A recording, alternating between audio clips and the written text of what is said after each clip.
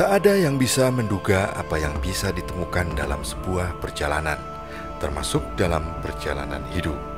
Berbagai hal yang ditemukan semestinya disikapi sebagai sebuah pembelajaran. Seperti di pagi ini, meski di tengah kesibukan luar biasa, ternyata aku berkesempatan dipertemukan dengan Komplek Pasarean Astono Mulyo yang terletak di Gambiran, Umbul Harjo, Kota Yogyakarta. Di Komplek Pasarean Astono Mulyo ini, banyak sekali tokoh-tokoh Mataram yang dikebumikan. Salah satunya adalah Ki Juru Kiting. Siapakah beliau? Berikut petikan kisah mengenai Ki Juru Kiting yang bisa dihimpun Senyum Indonesia dari berbagai sumber.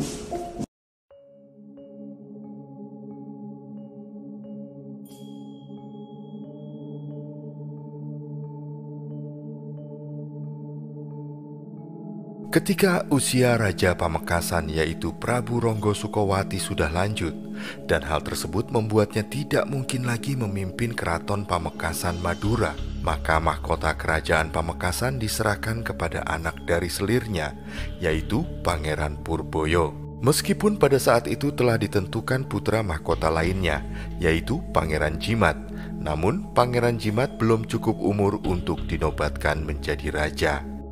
Beberapa tahun sebelum Pamekasan berganti kepemimpinan, tepatnya pada tahun 1613, Sultan Agung bertahta di Keraton Mataram. Sultan Agung memiliki ambisi untuk memperluas wilayah kekuasaannya. Selain memperluas daerah kekuasaan, Sultan Agung juga ingin mengusir pasukan kolonial dari bumi Nusantara. Para penguasa di Madura kala itu masih terhitung merupakan satu keluarga. Sebab hal tersebut, kerajaan-kerajaan di Madura bersatu padu dalam menghadapi pasukan Mataram. Pangeran Ronggo Sukowati, meskipun sudah berusia lanjut, masih turun ke medan perang untuk mendampingi putranya berperang.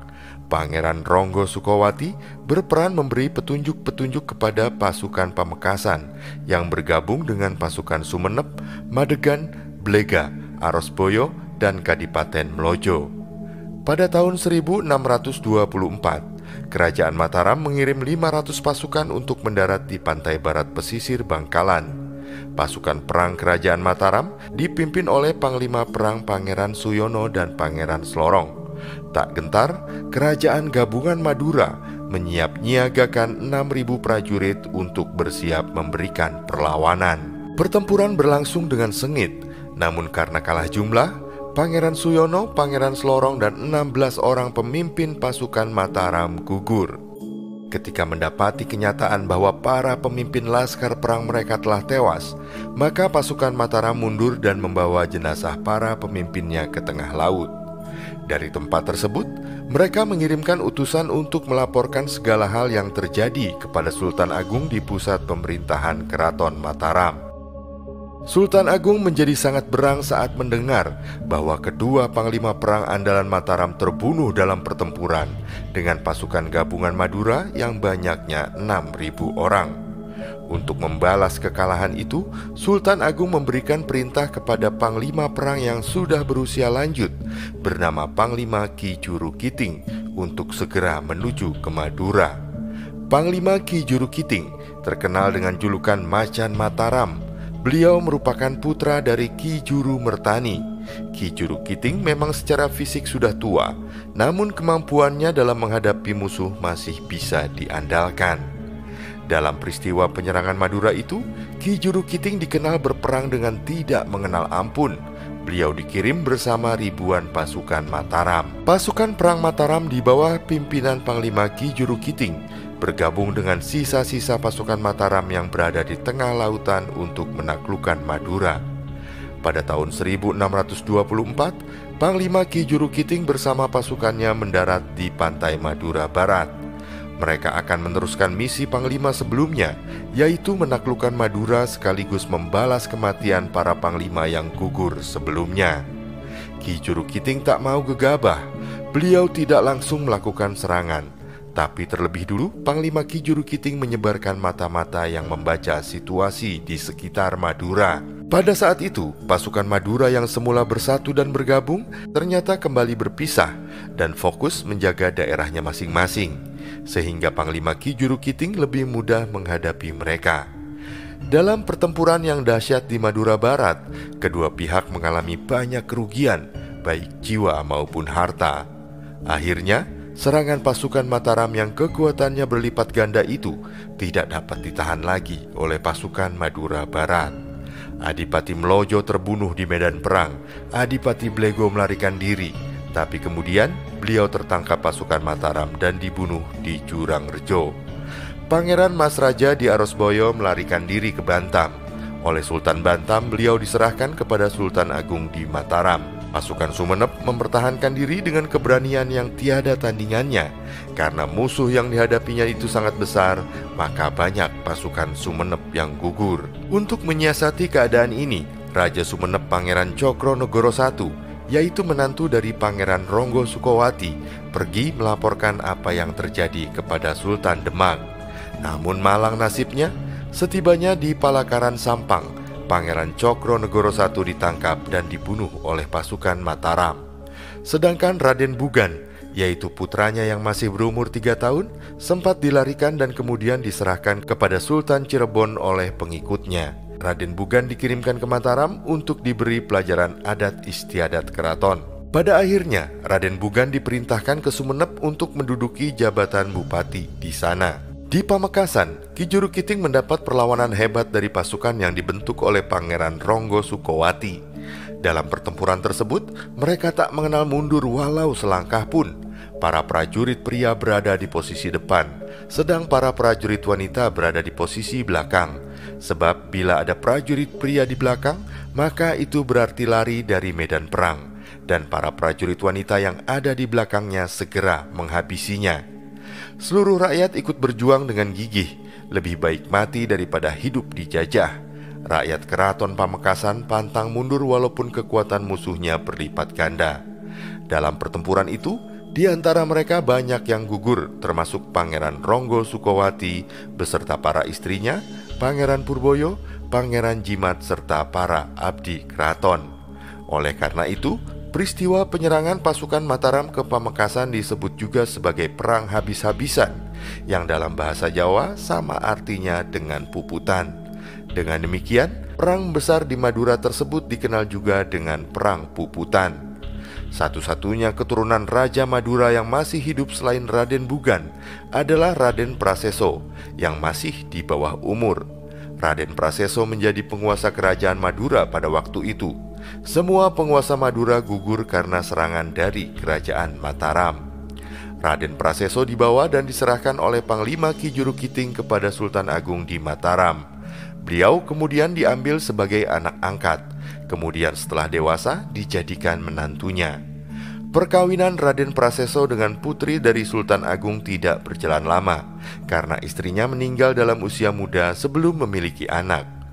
Raden Praseso pada akhirnya diangkat Sultan Agung menjadi Raja Madura dengan gelar Pangeran Cokroningrat I. Beliau berhak mengangkat para bupati di seluruh Madura dengan persetujuan dari Sultan Agung. Salah satu di antaranya adalah Pangeran Megatsari, menantu dari Pangeran Cokroningrat I yang menjadi Bupati Pamekasan. Pangeran Megatsari menempati keraton Mandiraras yang dibangun oleh Pangeran Ronggo Sukowati pada tahun 1530.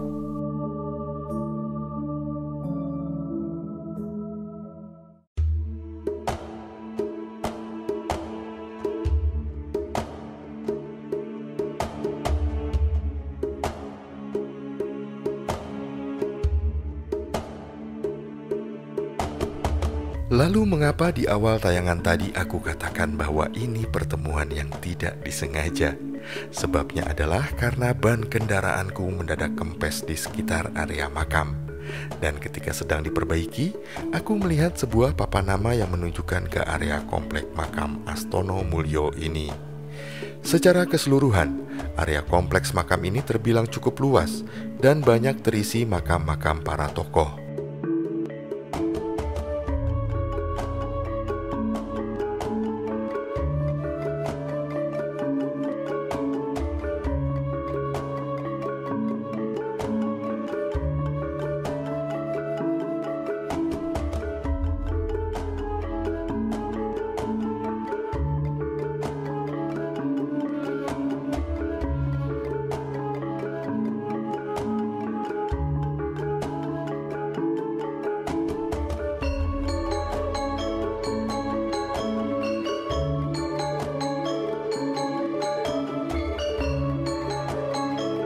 Dan lalu aku diantar oleh seorang ibu tua bernama Mbah Murdi.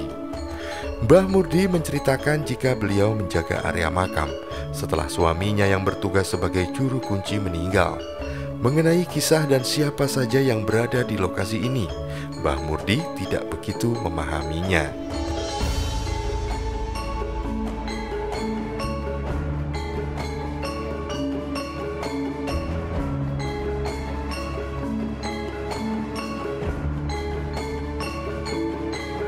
Lokasi pasarean dari Ki Juru Kiting berada di sudut utara bagian barat dari komplek makam, dinaungi sebuah pohon tua yang sangat estetik.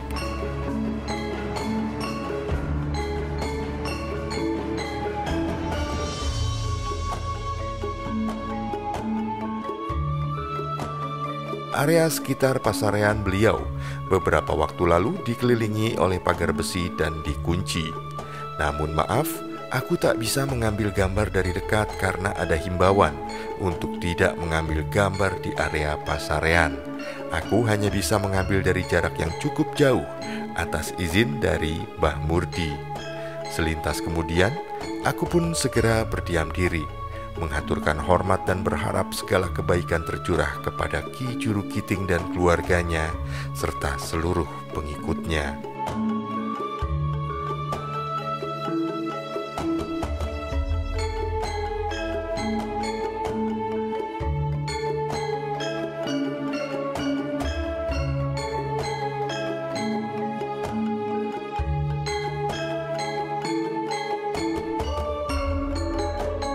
Setelah aku rasa cukup, aku segera meninggalkan area komplek pasarean Ki Juru Kiting. Mbah Murdi masih menceritakan berbagai hal mengenai pengalaman-pengalaman mendiang suaminya yang dahulu merawat pasarean ini. Semoga beliau pun mendapat tempat yang layak di sisi Sang Maha Gusti.